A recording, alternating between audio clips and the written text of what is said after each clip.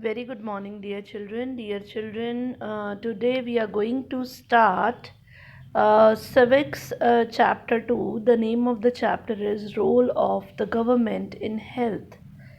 So, children, whenever we talk about democracy, fine, where the people are electing their representatives, they are, working in the functioning of the government. So, what they expect from the government?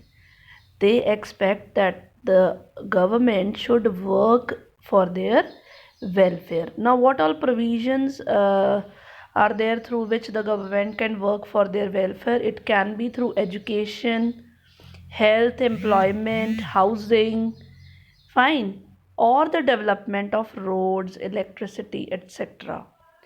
All these are the basic things which we want from the government to work upon. Fine. So in this chapter, children, we are just going to examine the meanings and the problems which are related to the health services. Fine. So we will start the chapter. See, just first of all, just see the definition of health. So children, whenever we say health, what comes to our mind?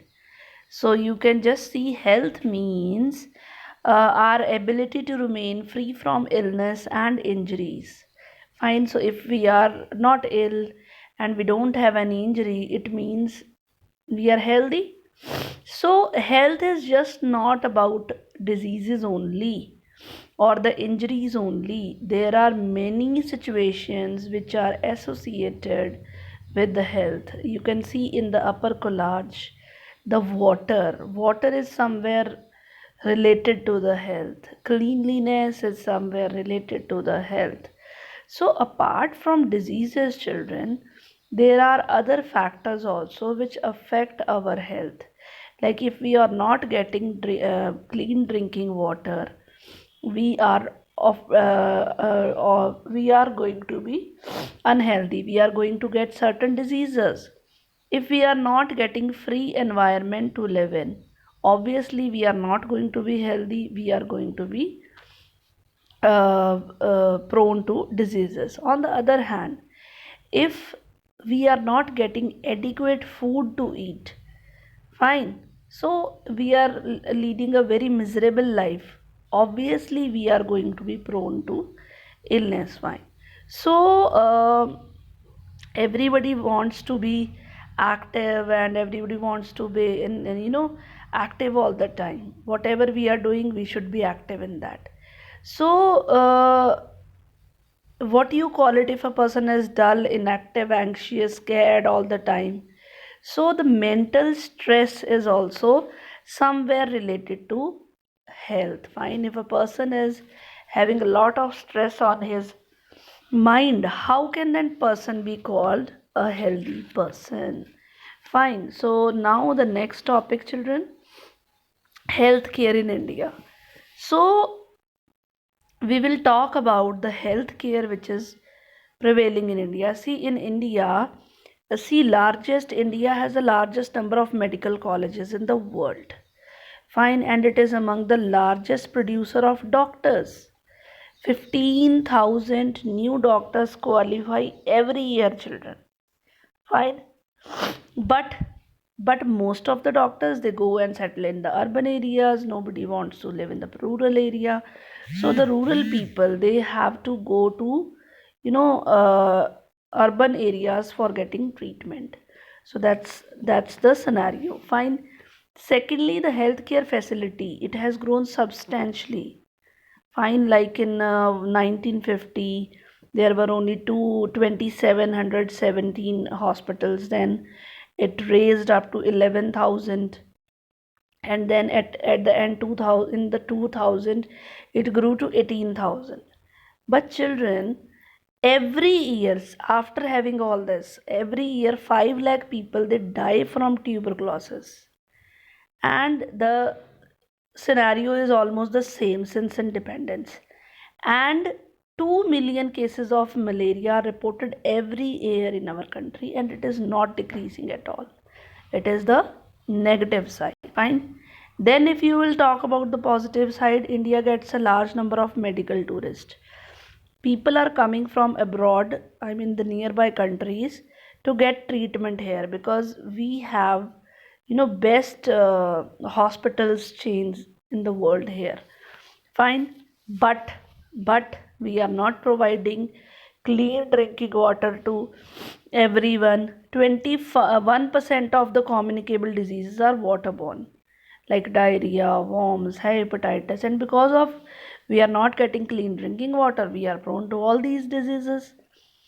Fine. So the last point it is India is the third largest producer of medicine in the world and is also a large exporter of medicine. Whereas half of the children in India they do not get adequate food to eat and they are undernourished. So this is the situation which is prevailing in India. In order to prevent and treat illness, we require a very good healthcare facility like health centers, hospitals, laboratories, ambulance services, blood bank, and we require care and services that patients require. And we want manpower also, we want workers, nurses, qualified doctors, professionals, fine, those who are work on all this. So we all need a lot of medicines, equipments. So because of that only we are going to treat patients. So all these facilities are really required to take care of us. Children, India has a large number of doctors, fine, clinics, hospitals. The country has a considerable experience and knowledge in a running a public healthcare system. It's going well. Now what is public healthcare system? It is a system of hospital and healthcare which is run by the government. Fine. It has the ability to look after health to a large section of population which is scattered over hundreds and thousands of village. So in all the villages we have these public healthcare systems, public healthcare centers. Now moreover these advancements in medical sciences, new technologies, treatment positions are already available in our country. Fine. However, the second column, the first column is telling about where our country stand now, and the second column tells about the health situation in our country, how poor it is. Fine. With all the positives and developments, we need to provide proper healthcare facilities to people. So this is a contrary situation. We have positive side also and we have a negative side also. India has money, knowledge, people, experience, but still it is not able to make necessary healthcare available to all. So in this chapter we are just going to discuss about this healthcare facilities. So this was all about today's topic. Thank you and have a nice day.